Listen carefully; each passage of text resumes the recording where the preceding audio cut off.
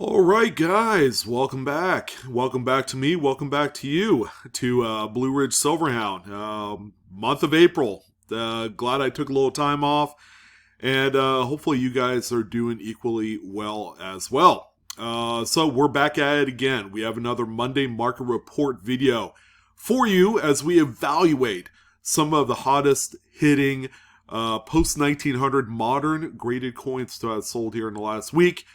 And as you know, we took 2 weeks off, from doing all this, but we're back. And I figure, hey, I'm going to give you guys a little bit of a treat. This is effectively the largest Monday market report that I've ever done since doing this, 5-6 years ago? So there you go. We have 25 total coins to talk about today. Just an absolute amazing week of activity as we're beginning to see some things kind of taking place here. I don't know what to really say. The market has kind of turned on a dime, and I don't mean that kind of literally. I mean it like really literally.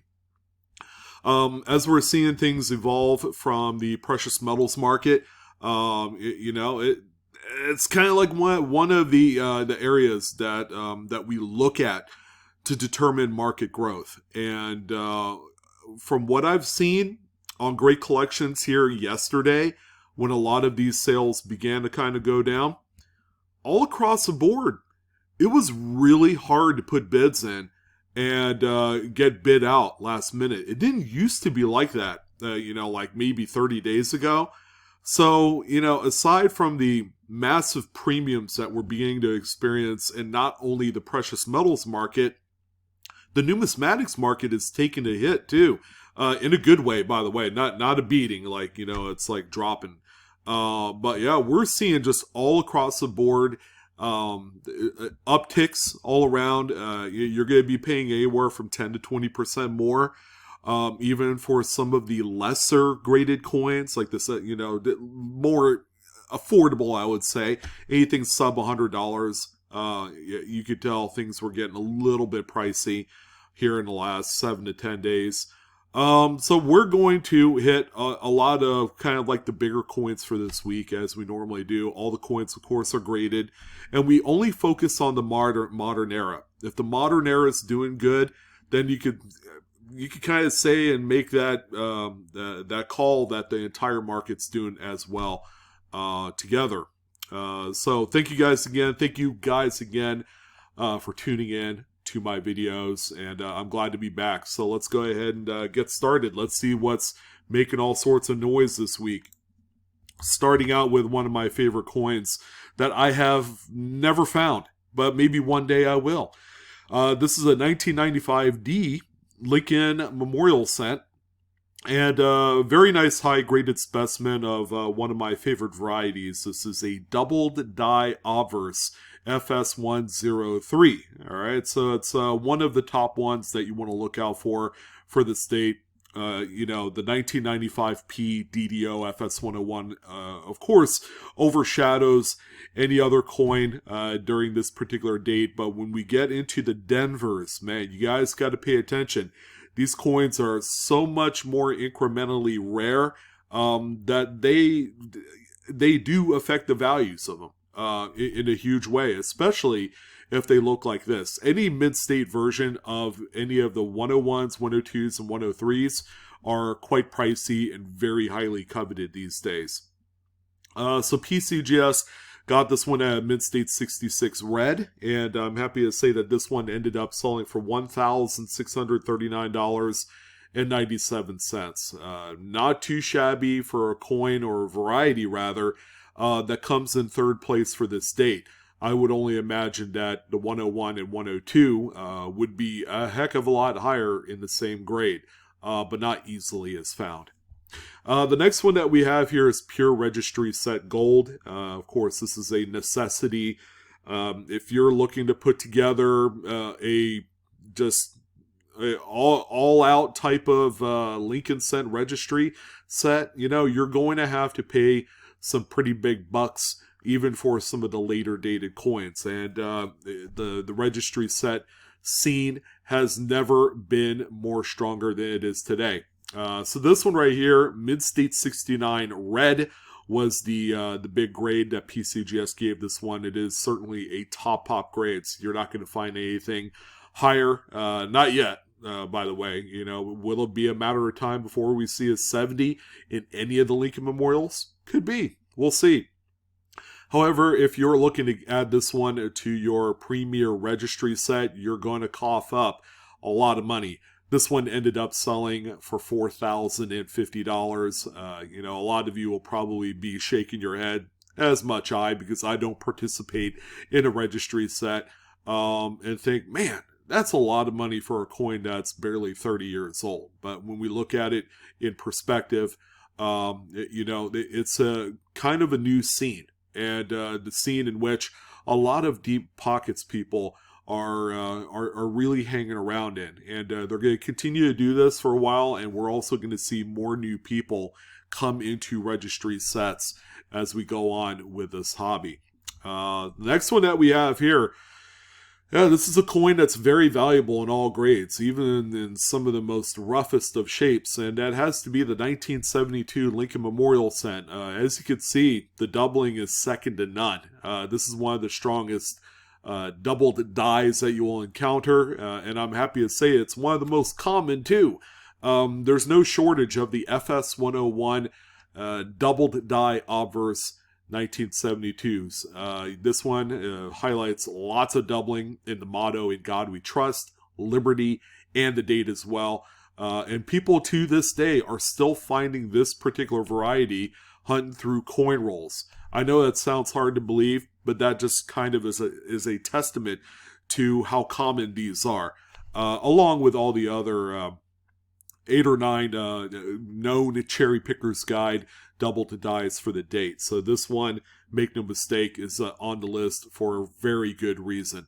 Now this one is graded by NGC as a Mid-State 67 plus full red. Now I will add that this is not the highest grade of this particular variety or coin. I believe in NGC they go up as high as maybe 68 plus. I know 68 is a grade. We've seen that in both NGC and PCGS. But if you're able to score any of these coins in mid-state, anything above mid-state 64, congratulations. These coins are highly liquid even in today's market, and they're going to continue to go up. This one sold for $4,612.50. Always great to see this one on the list. Now we're going back to more registry set worthy pieces. The 1961 P Lincoln Memorial set that you see here used to be all the rage about 10 years ago, and all the rage meant finding one that graded at a 67 was going to be the lottery chase for a lot of folks. Now time and coins have evolved. Not so much the coins. The coins haven't really evolved. You know, a 1961 Lincoln is still going to be 62 years old, you know, whether that's today or yesterday. So finding a suitable, very clean coin to begin with, these are always challenging for specimens that are derived from this particular decade. The whole decade as a whole dealt with a lot of strike issues, just poor plancha quality. Overall strike quality was another thing that was you know, an X factor for the issues from this decade. But if you're able to find one that grades out to this level, congratulations. Enjoy the cash. This one is a 67 plus, which is the grade you want to be. All right, 67s are okay. They're not as valuable as they used to be. You know, from 10 years ago, this used to be, you know, a $3,000 to $4,000 coin, you know, back then. And it wasn't even that long ago. So as the bigger, better grades come along, you know, that's just going to erode the values of the previously high top pop grades. So 67 plus. Where are we at these days on this? This particular example hammered at $3,151.87. So as you can see, the evolution going from just a regular 67 to a plus designation.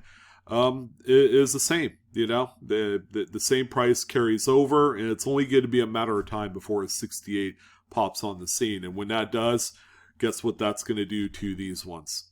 They're just going to, retrace a little bit. They're not going to be as valuable. And here's another registry set piece, semi-tough. I would say that the Denver minted coins of the 1950s have always been a better quality product to begin with. Philadelphia coins are a lot tougher, much like the 60s. They dealt with a lot of those same issues in the 50s as well. Poor plancha quality was a big one, a lot of carbon spotting, a lot of various strike issues as well. But Denver's, you can always count on a really nice solid strike, even for 58 here. So this one right here, again, is another big-time registry set piece at a 67 plus full red, CAC certified, which adds some tremendous bonus points for a coin of this caliber. This one ended up selling for $3,768.75.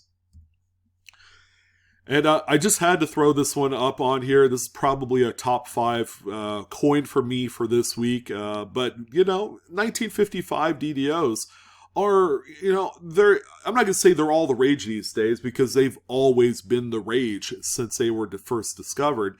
But it's easy to see why that this coin is a perennial favorite among all types of collectors.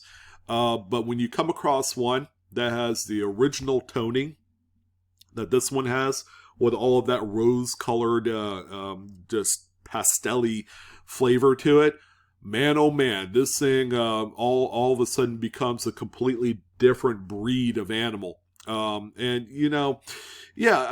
thing is a monster grade, mid-state 65, red-brown, because it is toned. Otherwise, it might just either be brown or something. I don't know. But usually, toned early Lincolns of any date will generally not grade out as full red, especially when it comes to deep layers of color. There have been some full reds with a little color, but generally graders will, kick them down to a red-brown, which is fine. The color especially can make a coin worth more than a full red anyways. So this one right here, really awesome to see. Ended up selling for $12,999.38. Very pricey coin with the toning, even more pricier coin with it. So if you have one with some color, congratulations. That's going to be one heck of a monster for years to come. We do have a few of the earlier dated registry set caliber coins as well, 1934 here. While not a particularly rare date on its face, many millions of this one were produced. Finding one that grades out at this level is a little bit difficult. I'm not going to lie. I mean, it's quite tough, to be honest.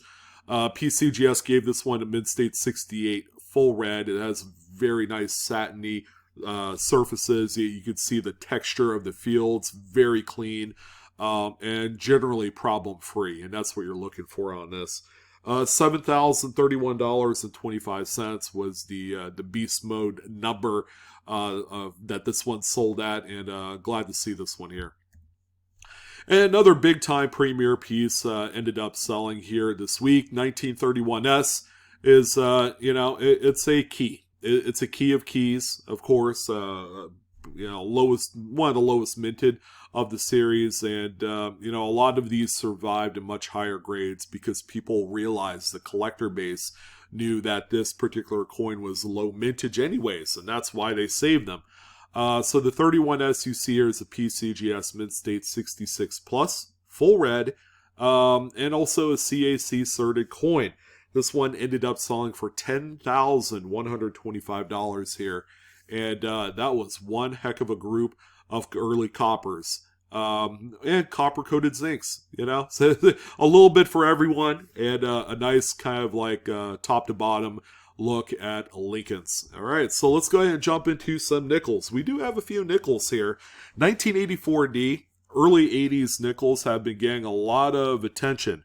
It's actually quite a tough early 80s kind of date range to grade. It's not for the faint at heart. Sometimes people would say, yeah, you could have a much easier time finding some 1970s Jeffersons with full steps than you normally would, say, 1980 to 1985 nickels. And I tend to agree. It's just we're talking two different time periods of manufacture here. Again, plancha quality, strike, luster. A lot of these things suffered during the early 80s, and 1984D was no exception. Both P and D mints suffered equally. So this one right here, PCGS Mid-State 67 with full steps is what this one ended up pegged at grade-wise, and I'm happy to say that this one ended up selling for a monstrous $3,487.50. You could pretty much buy one double eagle of a pre-1933 date, plus probably a regular eagle. I mean, that's kind of like the valuation comparison between this coin and something that people generally would see the value in for that kind of money. Me personally, I just want the gold. And no shape or form would I go out and actually grade these things because they're quite tough. And they have to meet a certain criteria, a certain standard from the graders in order to meet the highest possible top pop grades. And 63, by the way, is another tough date. Anything early 60s. Yeah, you gotta watch out for these. I don't dare play with any 1960s Jefferson nickels myself when it comes to grading because I know how tough they are and how discerning the graders can be when they're looking for full steps designation coins from this particular decade. PCGS gave this one a Mid-State 67 full stepper. Probably looks more full steps in hand than it does on the photos. Sometimes that can be a little differentiator. This one ended up selling for $2,806.88. Now we're getting into a few dates here that are just quite nice. When we're getting closer to kind of like that silver wartime era, a lot of the coins tend to be in much better overall strike. The strike tends to be a little bit more stronger. We see a little bit more luster from a certain kind of like decade range. Anything early 40s going all the way up to, like 1948, somewhere around there. You could always count and rely on a very nice, strong strike. So we have a 1946D. This one, however, gets a lot of extra bonus credit.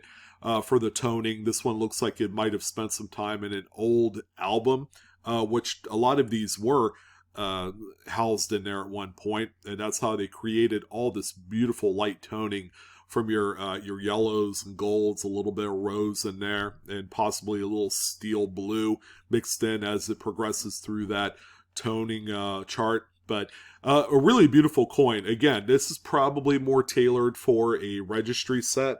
This one ended up selling for $1,743.75.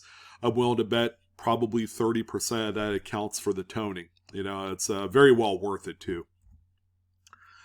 Same here. And I'm going to tell you guys that I'm probably going to do a video in the near future revolving around the coins, the nickels rather, Jefferson nickels, date-wise that are easiest to find with full steps. And you're going to find that silver wartime nickels are probably some of the easiest dates to find with a full strike. And a lot of that has to do with the composition. All right, these just strike so much easier. They're kind of like velvety smooth, very sharp. You can see a lot of the details. Generally, the steps will be in really good shape as well. We have this 1945P right here, which is a great example of that. All right, so it's got a little bit of toning, a little bit of that original skin, which is good, which means the coin was never dipped or played around with at one point. NGC graded this as a Mid-State 67 plus with 5 full steps. Good looking coin, very nice. I'm partial myself to wartime nickels as a favorite collectible because, well, why not? It's a limited 4 or 5 year shot, with a completely different composition, and everybody's love affair with this precious metal, again, cannot be ignored. This one, much like the previous coin, sold for $1,743.75. And we also, this is actually a much bigger coin than what it first looks like, but a 42S that grades out as a 68 full steps. Wow, this thing is a massive coin. It does have a little bit of toning on the obverse, although I wouldn't say that that's the main focal point for this. That grade, though, is just really serious on this. This one ended up selling for $7,705.12. So $7,000 for this thing. But it's easy to see why. A 68 full steps, one of the more tougher dates of the wartime silver nickels, with that S-mint mark. Again, I cannot understate the importance of this coin with registry set owners of nickels. And let's talk a little bit about a couple of the notable Buffalo nickels as well. 28S, is kind of a closet sleeper type of coin when it comes to condition sensitivity. It just is. The coins generally do not show great luster. Nothing during the 1920s ever did. Strike was an issue, planchet quality, and, it became one of the more challenging decades of nickels that you could imagine. So this one right here, PCGS Mid-State 65, is the best that this one could muster, and this one ended up selling for $2,418.75. This is kind of like a middle-of-the-road, mid-state condition coin. It's not a top pop, but it is one that, if you're either a Buffalo nickel diehard collector or a typeset collector, this is a must-have for it. And then there was also this monster too. Of course, anything with Elias Berg's name attached to it is always going to be big. It's one of the biggest provenances in numismatics. And we have one here on the 1915S Buffalo, which shows just all of the great stuff that makes the Buffalo Nickel series a must collect, and one that is, to this day, a target among new and old numismatists and investors and things like that. These things are really easy to sell, especially in this grade. So this one this time around is an NGC Mid-State 65 Plus.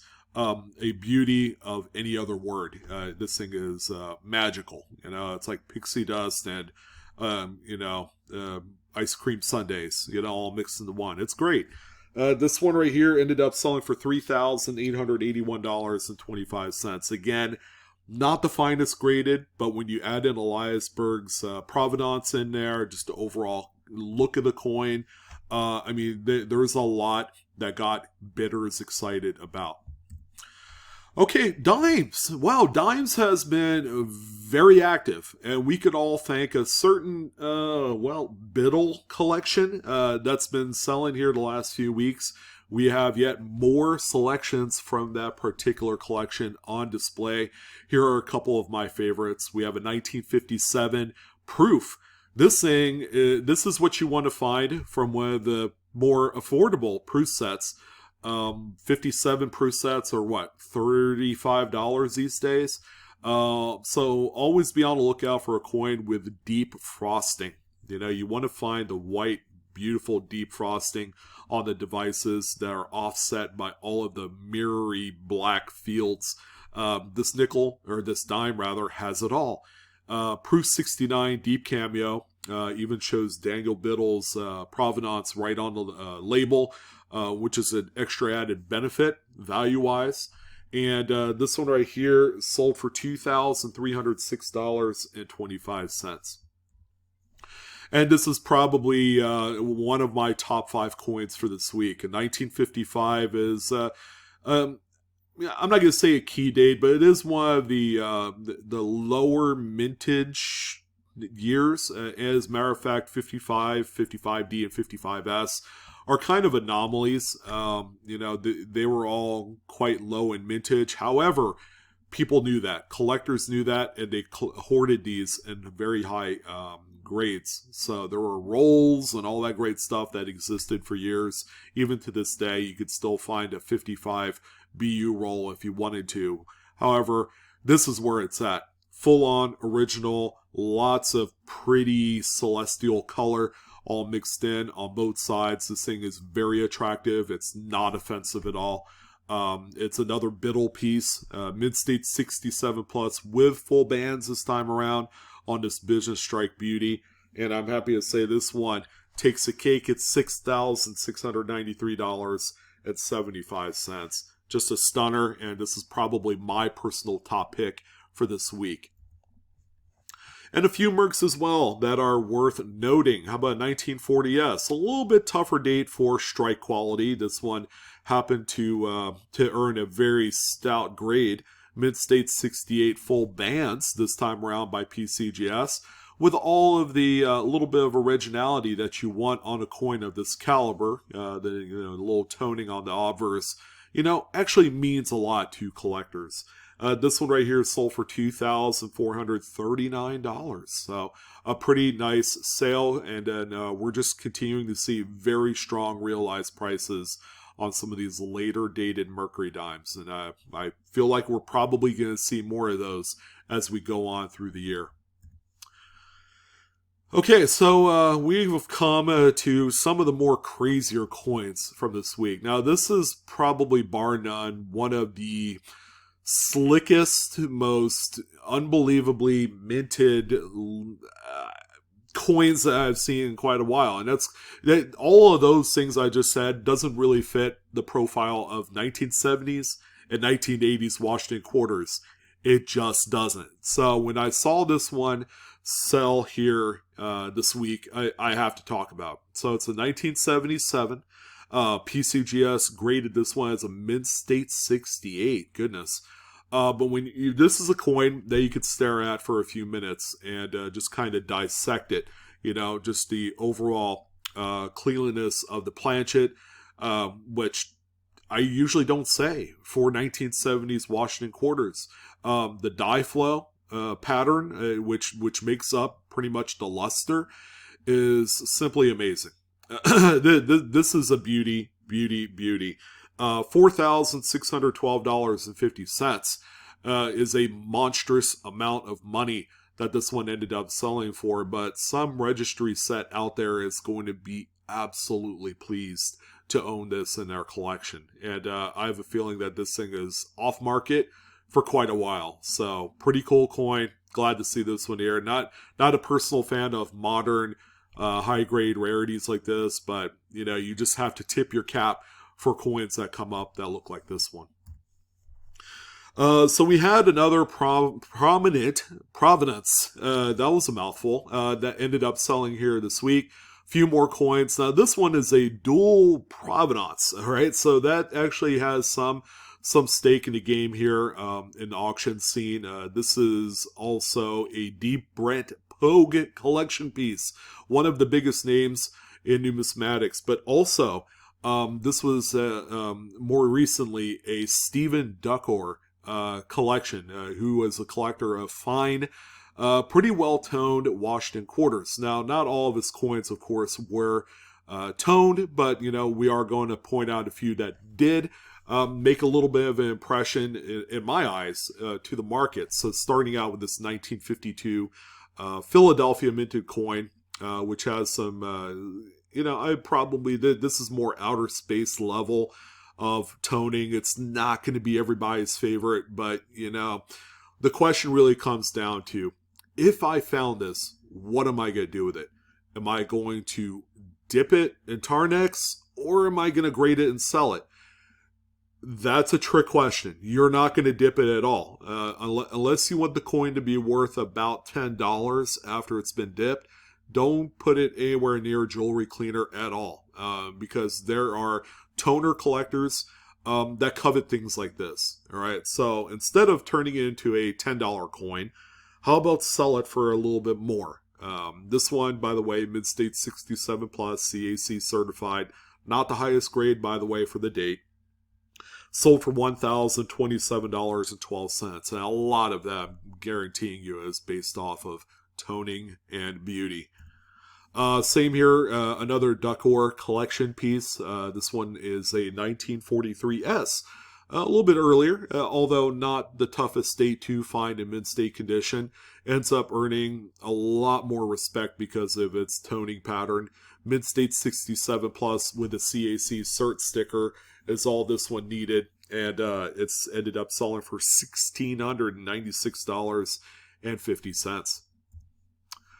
And probably the ultimate duck ore collection piece this week has to be one of the big key dates. All right, there's only a few key dates, but 32D, that's right in the wheelhouse of desirability. This one is a PCGS Mid-State 65 plus, CAC certified. A little bit of spotty toning on there, little splashes of just like lighter early progression type toning. Nothing too crazy. I'm not going to say that that's kind of like the end all be all for this one to be, a high value piece. The grade is just amazing. This one sold for $29,250. A very nice high watermark for a big time provenance. Okay, so due to your requests, we're going to start highlighting a few of the bigger denominations. I tend to keep these off list because, the I guess, interest factor of half dollars and modern dollar coins are a little bit on the light side, but we've had a few people that were requesting a little bit more. So how about a 2005D? Candy half dollar. So this is what they call a satin finish. All right. And this is not your garden variety business strike coin. This was actually pulled from a mid set during the mid 2000s. And they only did it for about 4 or 5 years, where the US Mint had actually kind of given collectors a little bit extra. So they had specially prepared specific dies for just mint sets, and that's all across the board from Lincoln's all the way up to the largest denomination for that date. Even the candy half dollar, these things were struck with different dies than the regular business strike coins or the NIFCs. So this one right here is a PCGS SP69. And registry set collectors are beginning to kind of tap into this particular date range, anything from like 2000 to 2010, and they're paying some pretty amazing amounts of money for them. This one right here sold for $3,262.50. This is not a growing trend. This is a trend that is spilling over into a little bit later dated coins. The other candy half dollar, of course. I mean, we got to talk about accented hair. We had another one on display. PCGS gave this one a Proof 68 Deep Cameo.